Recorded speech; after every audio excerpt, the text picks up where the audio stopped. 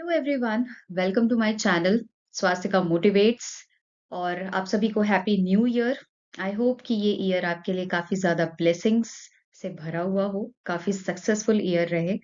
आपकी जो भी ड्रीम्स एंड विशेस हैं वो सारी चीजें अकम्प्लिश हो। सो आप सभी का स्वागत है हमारे डेली करंट अफेयर वाली सीरीज में। आज से फिर से नए साल के जितने भी अब करंट आएंगे डे बाय डे, वो मैं एज अर्ली जैसे अपलोड करती थी वैसे अब करूंगी। ओके। सो चलिए पहली न्यूज के साथ शुरुआत की जाए। अब न्यू ईयर है तो न्यू ईयर की न्यूज डिस्कस तो करनी बनती है। हम इस न्यूज में क्या जानेंगे कि सबसे पहले कौन सी ऐसी कंट्री है जो न्यू ईयर सेलिब्रेट करती है, राइट। आप सभी को पता है कि हमारा अर्थ जो है वो काफी सारे लॉन्गिट्यूड्स और लैटिट्यूड्स में डिवाइडेड है। लॉन्गिट्यूड्स ये रहे। अगर इस बेसिस पे देखा जाए तो टोटल 24 टाइम जोन्स हैं जो कि अर्थ के होते हैं, राइट। 24 टाइम जोन्स अर्थ में होते हैं। ठीक है। तो कौन सी ऐसी कंट्री है जो कि सबसे पहले न्यू ईयर सेलिब्रेट करती है? आपको पता होना चाहिए कि जब इंडिया तैयारी कर रहा होता है न्यू ईयर सेलिब्रेशंस की, शॉपिंग्स कर रहा होता है एंड ऑल सारी चीजें, तो कुछ ऐसी भी कंट्रीज हैं जो ऑलरेडी अपना न्यू ईयर मना चुके होते हैं, राइट। तो उनमें से है एक कंट्री जिसका नाम है किरिबाती। किरिबाती, जो कि पैसिफिक ओशन में लोकेटेड एक काफी छोटा सा आइलैंड कंट्री है, राइट। आप यहाँ पे इमेज में देख पा रहे होगे, काफी छोटू सा ये आइलैंड कंट्री है जो पैसिफिक ओशन में लोकेटेड है। इसे हम एक और नाम से जानते हैं जिसका नाम है क्रिसमस आइलैंड, राइट। तो किरिबाती बोला जाए या क्रिसमस आइलैंड बोला जाए, दोनों बातें सेम है। तो कब ये अपना न्यू ईयर सेलिब्रेट करते हैं? अगर आप इंडियन स्टैंडर्ड टाइम के हिसाब से देखो तो ये लोग सेलिब्रेट करते हैं अपना new year 3:30 PM, 3:30 PM on December 31st को, राइट। ये लोग अपना न्यू ईयर सेलिब्रेट कर चुके होते हैं, यानी कि भारत की टाइमिंग और इनकी टाइमिंग में 8.5 घंटे का डिफरेंस है जब ये अपना न्यू ईयर सेलिब्रेट करते हैं। ठीक है। ओके। ये ऐसा इसीलिए होता है क्योंकि हमारा जो अर्थ है डिफरेंट डिफरेंट टाइम जोन्स होते हैं। तो हर एक कंट्रीज, हर एक रीजन अपना न्यू ईयर एक यूनिक टाइम पे सेलिब्रेट करता है। ठीक है, थोड़े बहुत डिफरेंसेस होंगे ही जस्ट बिकॉज ऑफ ये जो टाइम जोन्स होते हैं अवेलेबल उसकी वजह से, राइट। तो कौन सी ऐसी कंट्री है जो सबसे लास्ट में अपना न्यू ईयर सेलिब्रेट करती है? तो लास्ट में एक कंट्री है जिसका नाम है baker island, right. Baker island या इसे आप हॉलैंड आइलैंड के नाम से भी जानते हो। ये लोग सबसे आखिरी में अपना न्यू ईयर सेलिब्रेट करते हैं, यानी कि इसका टाइम जोन भारत के टाइम जोन से 6 आवर 30 मिनट के बाद आता है। ठीक है, जब ये न्यू ईयर अपना सेलिब्रेट करते हैं।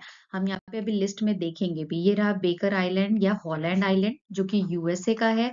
Again this is also located in Pacific ocean. अगर आप किरिबाती और इस वाले आइलैंड में टाइम डिफरेंस की बात करोगे ना तो टोटल 24 आवर्स का डिफरेंस होता है जब ये अपना न्यू ईयर सेलिब्रेट करते हैं, राइट। मतलब exactly on the same time Kiribati अपना न्यू ईयर सेलिब्रेट करता है और 24 घंटों के बाद यानी कि अगले दिन ये जो बेकर आइलैंड है ये अपना न्यू ईयर सेलिब्रेट करते हैं।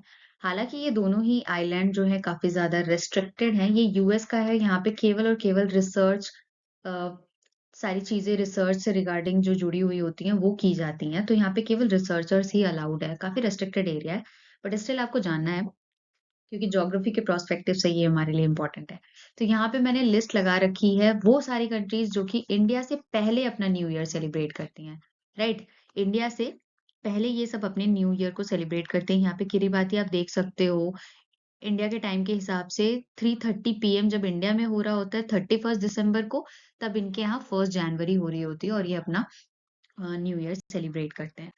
यहाँ पे ये ऐसी भी कंट्रीज हैं जो कि इंडिया के बाद अपना न्यू ईयर सेलिब्रेट करती हैं, राइट। आफ्टर इंडिया ये अपना न्यू ईयर सेलिब्रेट करते हैं, जिनमें Baker Island is also there. जब भारत में 1 जनवरी को 5:30 पीएम हो रहा होता है तब ये अपना न्यू ईयर मनाते हैं। ठीक है। आप सभी को पता होगा एक स्टैंडर्ड मेरिडियन लाइन क्रॉस करती है जिसे हम जानते हैं ग्रीनविच लाइन के नाम से, राइट? ग्रीनविच लाइन के जितने भी ईस्टवर्ड डायरेक्शन में कंट्रीज आती हैं, ईस्टवर्ड डायरेक्शन में जितनी भी कंट्रीज आती हैं, उन सबका टाइम जोन आगे चलता है, राइट? वो सारी कंट्रीज का जो टाइम जोन होता है वो फॉरवर्ड होता है। ग्रीनविच लाइन से हमारा भारत 5.5 घंटे आगे चलता है, राइट? 5:30 आगे चलता है। और ग्रीनविच लाइन से जो वेस्टवर्ड साइड की कंट्रीज होती हैं, यानी कि पश्चिम दिशा में जितनी भी कंट्रीज लोकेटेड है वो बैकवर्ड चलती हैं, ठीक है? वो पीछे चलती हैं। इतनी सारी चीजें आपको ज्योग्राफी के प्रोस्पेक्टिव से पता होगी, I hope so. Okay, let's move with the next news जो कि जुड़ा हुआ है। इंडिया का सबसे पहला ग्लास ब्रिज बना करके तैयार कर लिया गया है, वो भी कहाँ पर? इन सी। और इसे अब ओपन कर दिया गया है कन्याकुमारी में। ओके, तो कितनी इसकी लेंथ है? टोटल लेंथ है 77 मीटर, ये इसकी लेंथ हो जाती है। विड्थ की बात की जाए तो 10 मीटर विड्थ है।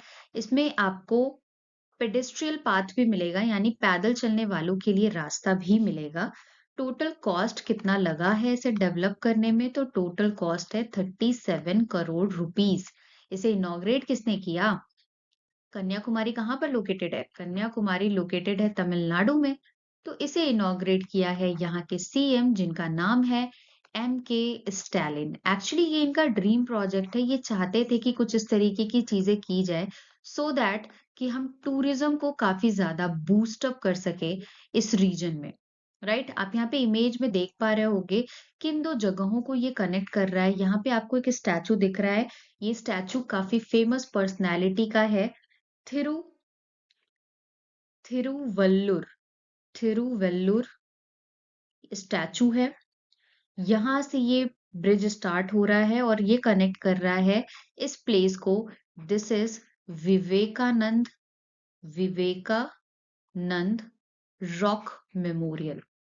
रॉक मेमोरियल तो काफी इम्पोर्टेंट ये लोकेशन हो जाती है आपके लिए, क्योंकि ये दो इम्पोर्टेंट रीजन्स को, दो इम्पोर्टेंट जगहों को कनेक्ट कर रहा है। तो ऐसा है क्या कि भारत में ये सबसे पहला ब्रिज इस तरीके का ग्लास ब्रिज बना के तैयार किया गया है?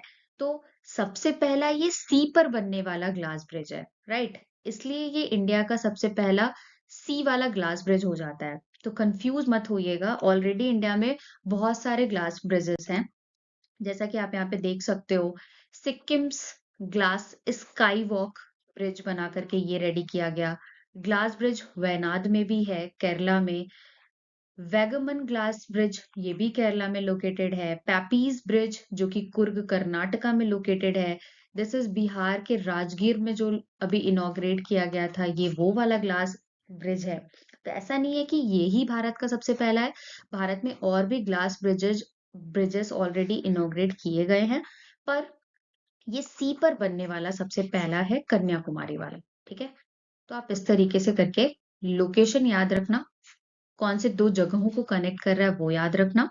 और तमिलनाडु के सीएम ने इसे इनॉग्रेट किया है, ये इनका ड्रीम प्रोजेक्ट था, right? Okay, next news is related to India की इकोनॉमी। भारत का क्या टारगेट है? भारत टारगेट कर रहा है कि आने वाले 5 सालों में बनाना के एक्सपोर्ट को ये इतना इंक्रीज कर दे कि ये $1 बिलियन के बनानास को एक्सपोर्ट कर पाए। वो भी कौन से रूट को यूज करके? सी रूट को यूज करके। ठीक है, तो हो क्या रहा था? अगर आप फिस्कल ईयर्स 2023-24 का डेटा देखो, तो इंडिया ने करीबन $300 मिलियन वर्थ का जो बनाना है वो एक्सपोर्ट किया हुआ है, राइट? वहीं 2022 से 2023 का अगर डेटा देखो, तो करीबन 176 मिलियन डॉलर वर्थ का जो बनाना था वो ट्रांसपोर्ट हुआ था, इंडिया के द्वारा एक्सपोर्ट किया गया था। परसेंटेज वाइज अगर देखा जाए पूरे एक डिकेड का, तो ये परसेंट था 0.21%। 2013 में एक्सपोर्ट का परसेंटेज मैं बता रही हूँ, लेकिन 2023 में ये परसेंटेज इंक्रीज होकर के 1.74 हो गया। तो देख सकते हो कि कितनी तेजी से इंडिया बनाना को एक्सपोर्ट करने में ग्रो कर रहा है। अभी तक क्या हो रहा था कि एयर ट्रांसपोर्ट को यूज़ किया जा रहा था, तो कॉस्ट काफ़ी ज़्यादा लगते हैं।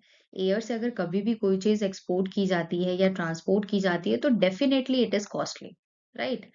पर अब क्या करेंगे? ये लोग बनानास को सी रूट के थ्रू ट्रांसफर करेंगे। सी रूट्स के थ्रू ये लोग डिफरेंट डिफरेंट कंट्रीज में भेजेंगे। Russia is also one of them, जो कि बनाना इंडियन बनानास को इंपोर्ट कराता है अपने यहाँ पर। तो भारत का टारगेट है कि आने वाले 5 सालों में इतना ज्यादा ये बनाना को एक्सपोर्ट करें कि ये $1 बिलियन तक पहुंच जाए। ठीक है, इंक्रीज होकर के इतना पहुंच जाए, ऐसा बताया गया है, ऐसा एम रखा गया है बाय एपीडा। एपीडा क्या है? एपीडा है agricultural and processed food product export development authority. ऐसा इसलिए पॉसिबल हो पा रहा है क्योंकि हमारे यहाँ एग्रीकल्चर को काफी ज्यादा फोकस किया जा रहा है, फार्मर्स की वेलबींग पे फोकस किया जा रहा है, उन्हें सब्सिडीज दी जा रही हैं। इवन अपने यूपी का जो कुशीनगर है, कुशीनगर जो है ओडीओपी के अंडर में, यानी कि वन डिस्ट्रिक्ट वन प्रोडक्ट के अंडर में, इसने भी बनाना को प्रोड्यूस करने में काफी ज्यादा हेल्प करी है ना? ऐसा इसीलिए पॉसिबल हो पा रहा है क्योंकि यहाँ के कल्टीवेशन को, एग्रीकल्चरल मेथड्स को बहुत ज्यादा इन्हांस किया गया है, राइट? तो इन्हीं सब की वजह से हम केपेबल हो पा रहे हैं और ऐसा एम रख पा रहे हैं कि आने वाले 5 सालों में बनाना का एक्सपोर्ट इंक्रीज होकर के $1 बिलियन तक पहुंच जाएगा, राइट? तो आपको ये सारे डेटाज याद रखने हैं क्योंकि इकोनॉमी में डेटाज ही पूछे जाते हैं। 23-24 में कितना $1 मिलियन का बनाना एक्सपोर्ट किया गया, 22-23 में क्या डेटा था, परसेंटेज वाइज कितना इंक्रीमेंट हुआ, अब क्या किया जा रहा है, सी रूट को यूज किया जाएगा। आप सभी को पता है कि सी रूट को यूज करना थोड़ा चीप होता है ना? भले सामान थोड़ा लेट पहुंचेगा but this is cheap way, right?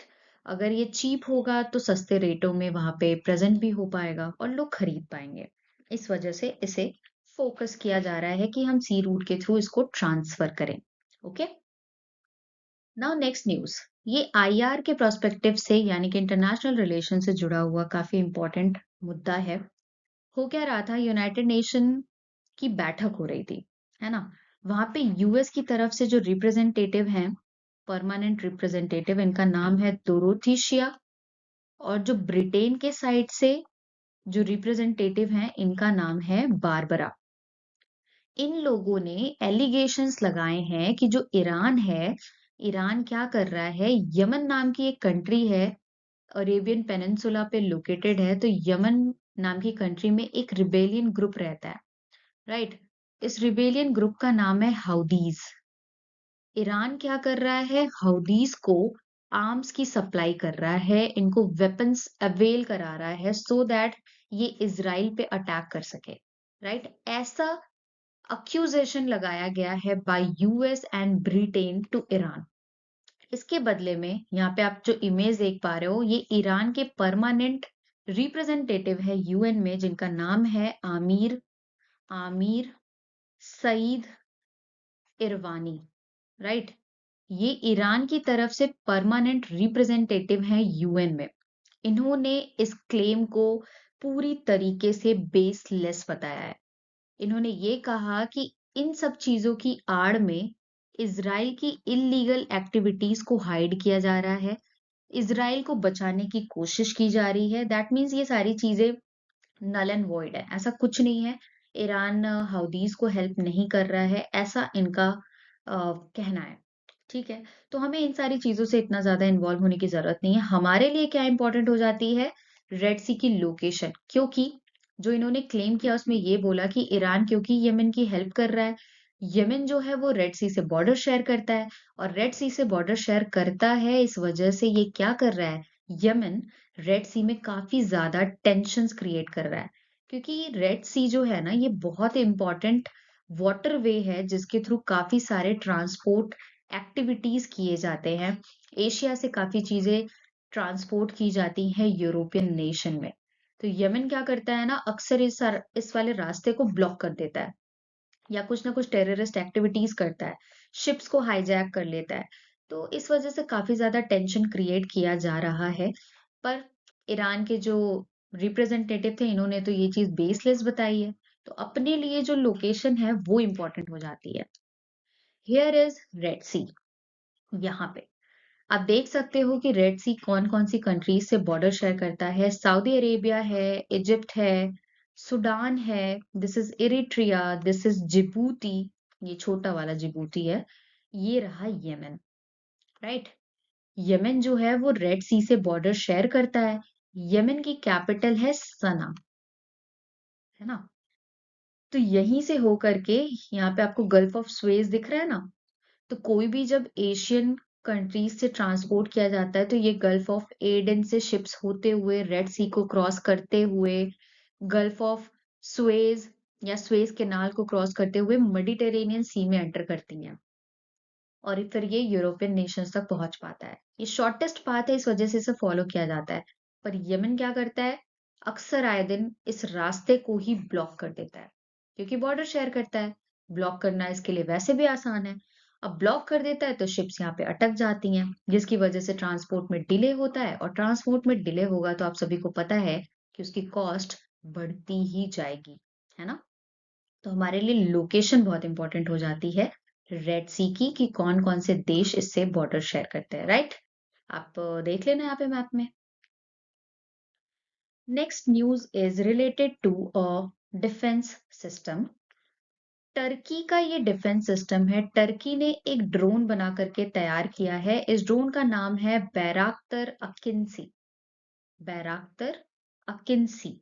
Actually ये क्या है, ये एक अनमैन्ड कॉम्बैट एरियल व्हीकल है। अनमैन्ड कॉम्बैट एरियल व्हीकल है, जिसे टर्की की ड्रोन मैन्युफैक्चरर कंपनी, जिसका नाम है बेकार, बेकार नहीं है, ठीक है, दिस इज बेकार, जिस कंपनी ने इसे डेवलप किया है, जो कि टर्की की एक कंपनी है।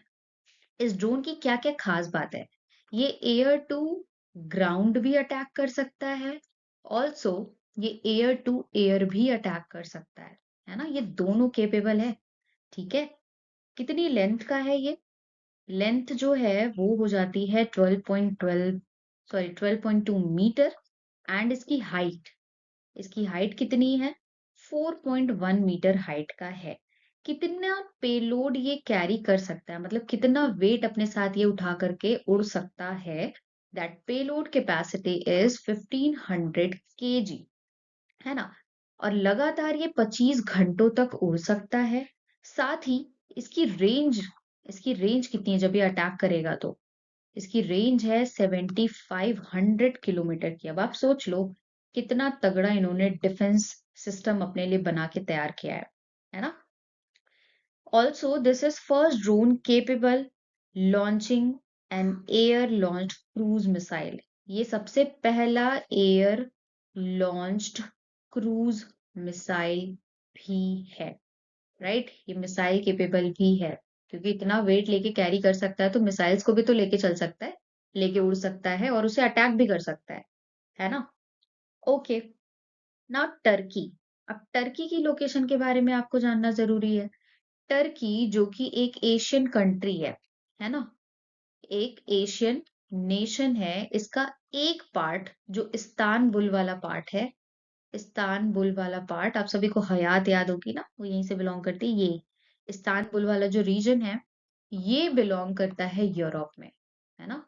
एकमात्र ऐसा देश है जिसका थोड़ा पार्ट यूरोप में भी है और मेजर पोर्शन एशिया में है। ओके, तो टर्की की कैपिटल क्या है, इसकी कैपिटल है अंकारा, यहाँ की करेंसी है लीरा। एंड यहाँ पर आपको मैप में दिख रहा होगा सी ऑफ मरमरा। तो टर्की जो है वो बॉर्डर शेयर करता है सी ऑफ मरमरा से, ब्लैक सी से, ब्लैक सी से, मेडिटेरेनियन सी से, मेडिटेरेनियन सी से, और एजियन सी से, एजियन सी। अभी मैं मैप में भी आपको लोकेट कराती हूँ। This is black sea, this is Aegean sea, and this is Mediterranean sea. इन सब से बॉर्डर लगता है टर्की का, है ना। तो लोकेशन काफी इंपॉर्टेंट हो जाती है। साथ ही में यहाँ पर दो नदियां फ्लो करती हैं जिसका नाम है टिग्रिस और यूफ्रेट नाम की नदियां यहाँ से होकर के निकलती हैं। Also here a प्लेटू is located जिसका नाम है एनाटोलियन प्लेटू। एनाटोलियन प्लेटू, है ना। टेबल टॉप लाइक स्ट्रक्चर को हम प्लेट्यू कहते हैं, तो यहाँ पे अनातोलियन नाम का एक प्लेट्यू भी लोकेटेड है। साथ ही ये कौन कौन से वाटर बॉडीज से बॉर्डर शेयर करता है, आपको वो भी याद रखनी है, right. Moving with the next news जो कि जुड़ा है एक डे के साथ। उस डे का नाम है international day of epidemic preparedness. Annual basis पे इस डे को सेलिब्रेट किया जाता है। कब? 27th ऑफ दिसंबर को हर साल, सो दैट कि हम एपिडेमिक्स जितनी भी हैं उनसे अवेयर हो सके, उनसे बचने के तरीकों को जान सकें और लोगों के बीच उसको और ज्यादा प्रिवेंशंस को स्प्रेड कर सके, राइट। सबसे पहली बार कब इसे सेलिब्रेट किया गया था? ईयर 2020 में। किसने सेलिब्रेट किया था? यूनाइटेड नेशन जनरल असेंबली ने ये बात कही थी कि ऐसा कोई एक डे सेलिब्रेट करना चाहिए। Now what is epidemic? हमने देखा था कोविड पैंडेमिक, है ना। तो पैंडेमिक और एपिडेमिक में क्या फर्क है? पैंडेमिक जो कि ग्लोबल लेवल पे सबको अफेक्ट करता है, बट एपिडेमिक क्या है? ये किसी पर्टिकुलर रीजन को अफेक्ट करेगा, पर्टिकुलर रीजन में स्प्रेड होगा, राइट। किसी पर्टिकुलर कम्युनिटी में स्प्रेड होगा, साथ ही किसी पर्टिकुलर पॉपुलेशन को ये अफेक्ट करता है, ठीक है। तो इसके लिए रीजन डिफाइंड है कि किसी पर्टिकुलर रीजन में ये चीज होगी, बट पैंडेमिक के लिए कोई रीजन नहीं डिफाइंड है, वो कहीं भी कैसे भी फैल सकती है। तो क्या क्या एग्जांपल्स हैं एपिडेमिक के? येलो फीवर आपने सुना होगा, स्मॉल पॉक्स आपने सुना होगा, आपने मीजल्स के बारे में सुना होगा, पोलियो के बारे में सुना होगा, वेस्ट नाइल फीवर के बारे में सुना होगा। तो ये सारी की सारी जो डिजीज है ना, ये सारी ही एक टाइप की एपिडेमिक है जो कि पर्टिकुलरली उस एरिया में ही देखने मिलती है, राइट। सो आपको क्या याद रखना है? ये डे कब सेलिब्रेट किया जाता है, पहली बार कब मनाया गया, और कौन इसे सेलिब्रेट करता है, right. Next, free AI committee. Actually ये कमिटी सेटअप किया गया है बाय आरबीआई यानी कि रिजर्व बैंक ऑफ इंडिया। इसे इसलिए डेवलप किया गया है ताकि हम नजर रख सके किस तरीके से आर्टिफिशियल इंटेलिजेंस का यूज हमें एथिकल वे में करना है इन फाइनेंशियल सेक्टर। आप देख ही रहे हो एआई पे कितना ज्यादा हम लोग डिपेंड हो चुके हैं, है ना। तो फाइनेंशियल सेक्टर में भी अब एआई का यूज किया जाएगा तो उसे एथिकल तरीके से यूज करना चाहिए ना। अगर किसी भी तरीके से हम मिसकंडक्ट करते हैं इस चीज का तो बहुत बुरा इम्पैक्ट पड़ सकता है, राइट। तो जो कमिटी सेटअप की गई है इसमें कितने मेंबर्स हैं? टोटल टोटल 8 मेंबर्स प्रेजेंट होंगे इस पैनल में। साथ ही इस पैनल को हेड कौन कर रहा है? That name is important. इन्हें हेड कर रहे हैं पुष्पक पुष्पक भट्टाचार्य जी, जो कि आईआईटी बॉम्बे के भट्टाचार्य जी, सॉरी, भट्टाचार्य जी जो कि आईआईटी बॉम्बे के प्रोफेसर है, राइट। ये इस कमिटी को हेड करेंगे। 8 मेंबर होंगे और जो रिप्रेजेंटेटिव्स होंगे पैनल में उसमें नीति आयोग के members, HDFC bank, IIT Madras, ministry of electronics, information technology, law enform, trilegal and Microsoft, इन सबसे मेंबर्स को शामिल किया जाएगा। और विद इन 6 मंथ्स इन्हें अपनी रिपोर्ट सौंपनी है कि किस तरीके सौंपनी है आरबीआई को कि क्या हमें मेजर्स लेने चाहिए ताकि हम एआई का यूज फाइनेंशियल सेक्टर में एथिकल तरीके से कर सके, right. So this is all about RBI, reserve bank of India. आप सभी को पता होगा 1934 में इसे बनाने की बात कही गई थी। 1935 में इसे बनाया गया on the recommendation of young Hilton committee. इस टाइम पर कौन थे वाइस रॉय? तो उन वाइस रॉय का नाम था लॉर्ड रीडिंग। एंड पहले जब इसे बनाया गया था तो इसका हेडक्वार्टर था कोलकाता में लोकेटेड, पर 1937 में इसे शिफ्ट कर दिया गया मुंबई में। एट प्रेजेंट आप सभी को पता होगा कि आरबीआई के गवर्नर बदल चुके हैं। आरबीआई के जो गवर्नर हैं पहले शक्तिकांत दास जी थे, अब हैं संजय मल्होत्रा जी। राइट, तो इतनी चीजें आपको यहाँ से याद रखनी है। Let's move with another news जो कि जुड़ी हुई है एक नदी के साथ। उस नदी का क्या नाम है? तीस्ता रिवर। तो क्या हुआ, बंगाल की इरिगेशन डिपार्टमेंट ने अब ये डिसाइड किया है कि जो ऑलरेडी पाइपलाइंस बिछी हुई हैं, हम उन्हीं का इस्तेमाल करेंगे वाटर सप्लाई के लिए। जो हमें फार्मर्स को करना पड़ता है, उन्हीं पाइपलाइंस का इस्तेमाल किया जाएगा, उन्हीं पुरानी कैनाल्स को यूज किया जाएगा सो दैट कि वाटर का सप्लाई किया जा सके फार्म लैंड में। कोई भी नए कैनाल्स को डग नहीं किया जाएगा, ऐसा बोला है बंगाल की इरिगेशन डिपार्टमेंट ने। Right, okay. हमें क्या जानना है? तीस्ता नदी के बारे में जानना है। तीस्ता रिवर जो कि काफी इंपॉर्टेंट ट्रिब्यूटरी है, ट्रिब्यूटरी है ब्रह्मपुत्रा नदी की। राइट, ब्रह्मपुत्रा नदी जो कि भारत में से ब्रह्मपुत्रा के नाम से जाना जाता है, पर जैसे ही ये बांग्लादेश में एंटर करता है, इसे जमुना के नाम से जाना जाता है। राइट, तो तीस्ता काफी इंपॉर्टेंट ट्रिब्यूटरी है ब्रह्मपुत्रा रिवर की। कहाँ से ये ओरिजिनेट होता है? तो तीस्ता नदी ओरिजिनेट होती है चोलामू, चोलामू ग्लेशियर से। राइट, यहाँ से ओरिजिनेट होने के बाद ये साउथवर्ड डायरेक्शन में फ्लो करना स्टार्ट करती है। साउथवर्ड डायरेक्शन मतलब ये नहीं, साउथवर्ड डायरेक्शन मतलब ऐसे। ठीक है, कितनी लेंथ, कितनी लंबी ये नदी है? तो ये है 309 किलोमीटर लंबी नदी है। आप यहाँ पे ये देखो इसका फ्लो, ये रहा तीस्ता नदी, दिस वन। यहाँ से ये ओरिजिनेट होके निकल रही है, गंगा यहाँ से आ रही है। गंगा जब बांग्लादेश में एंटर करती है तो इसे पद्मा के नाम से जानते हैं। And this is Brahmaputra. आप देख रहे हो कि ब्रह्मपुत्रा भी इसी में आके मिल रही है। एंड फाइनली ये यहाँ पे एंटर जब करते हैं तो ब्रह्मपुत्रा को हम जमुना के नाम से जानते हैं। जब पद्मा और जमुना आपस में जुड़ती हैं तो इन्हें हम मेघना के नाम से जानते हैं। और यहाँ पे फाइनली ये डेल्टा को फॉर्म करता है, जिस डेल्टा का नाम है सुंदरबन डेल्टा, है ना? ओके, तो तीस्ता नदी की छोटी छोटी सी ट्रिब्यूटरीज हैं, लेफ्ट बैंक और राइट बैंक ट्रिब्यूटरीज। तो कभी भी अगर आपको राइट बैंक और लेफ्ट बैंक ट्रिब्यूटरी को जानना हो किसी नदी का, तो जिस डायरेक्शन में नदी फ्लो हो रही है उस डायरेक्शन में आप भी चलो। आपका तो लेफ्ट और राइट पता होगा ना, तो इस डायरेक्शन में आप भी मूव करना स्टार्ट करो, आप भी फ्लो करो नदी के साथ साथ। एंड जस्ट इमेजिन जहां पे आपका राइट हैंड होगा, उधर वाली जितनी भी नदी उधर से आके जुड़ेगी वो सारी की सारी राइट ट्रिब्यूटरी होगी उस नदी की।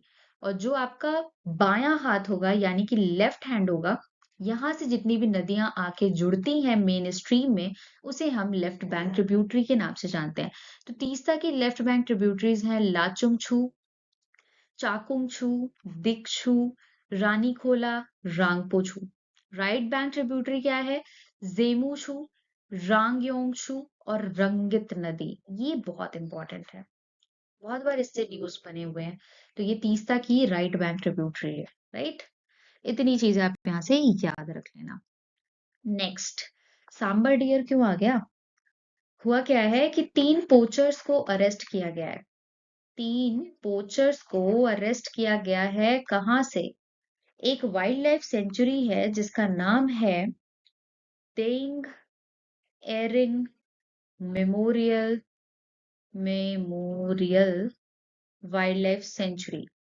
अब क्या इसकी लोकेशन इंपॉर्टेंट हो जाती है? ये लोकेटेड है अरुणाचल प्रदेश में। यहाँ से 3 पोचर्स को अरेस्ट किया गया है जो कि सांबर डियर को मार करके उनकी पोचिंग कर रहे थे, है ना? तो उन्हें अरेस्ट कर लिया गया है। ये वाला जो वाइल्ड लाइफ सेंचुरी है, इसकी लोकेशन आप याद रखना, अरुणाचल प्रदेश में लोकेटेड है। अरुणाचल के भी कौन से डिस्ट्रिक्ट में? ईस्ट सियांग डिस्ट्रिक्ट में।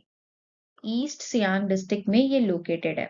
ओके, तो सांबर डियर, जो सांबर डियर है, ये कहाँ कहाँ पाए जाते हैं? क्या केवल भारत में ही पाए जाते हैं? So answer is no. ये इंडिया में तो पाए जाते हैं, साथ ही साथ ये साउथ ईस्ट एशिया में भी पाए जाते हैं। साउथ ईस्ट एशिया में भी पाए जाते हैं। इवन नेपाल में इसे हम जानते हैं जराव के नाम से। JARAO, एंड चाइना में इसे जाना जाता है फोर आइड डियर के नाम से, राइट? आईयूसीएन की अगर लिस्ट में स्टेटस की बात की जाए तो आईयूसीएन के लिस्ट में ये वल्नरेबल की कैटेगरी में आते हैं, है ना? इनका हैबिटेट की अगर बात की जाए तो ये जो सांबर डियर्स है ना, ये वाटर डिपेंडेंट होते हैं, मतलब ये पानी से ज्यादा दूर रह नहीं सकते। जब भी रहेंगे वाटर बॉडी के आसपास ही ये वाले डियर आपको दिखेंगे, राइट? ऑल्सो ये आपको काफी टाइम अकेले भी देखने मिलेंगे, छोटे छोटे स्मॉल ग्रुप्स में भी देखने मिलेंगे, राइट? तो इतनी चीजें आप यहाँ से याद रख लेना। मेन हमारे लिए क्या है इस न्यूज से इंपॉर्टेंट, इसकी लोकेशन और सांबर डियर के आईयूसीएन का स्टेटस, कहाँ कहाँ पे ये पाए जाते हैं और उनका नाम। ठीक है, सारी चीजें मैंने बता दी। So just stay tuned, make your own notes, जो मैं हमेशा बोलती हूँ कि आप अपने नोट्स करंट के लिए रोज अटेंड करो सेशन और रोज खुद के नोट खुद से बनाओ। तो आपको जो ये कंपाइलेशन वाले वीडियोस है ना, उसकी जरूरत ही नहीं पड़ेगी। अगर आप डेली कनेक्टेड रहोगे, यू विल फील कि हाँ ठीक है, हमने सारी चीज कवर कर रखी है ना? तो ज्यादा प्रेशर भी नहीं होगा। एक साथ पढ़ने में ना बहुत ज्यादा प्रेशर हो जाता है। ऐसे आप डिटेल में पढ़ते हो तो वो आपके दिमाग में सेट रहता है ना? ओके, सो पढ़ो उसे, रिवाइज करो, नोट्स बनाओ, and once again happy new year to all. अच्छे से पढ़ाई करिए, कंसिस्टेंसी बरकरार रखिए, है ना? That's it.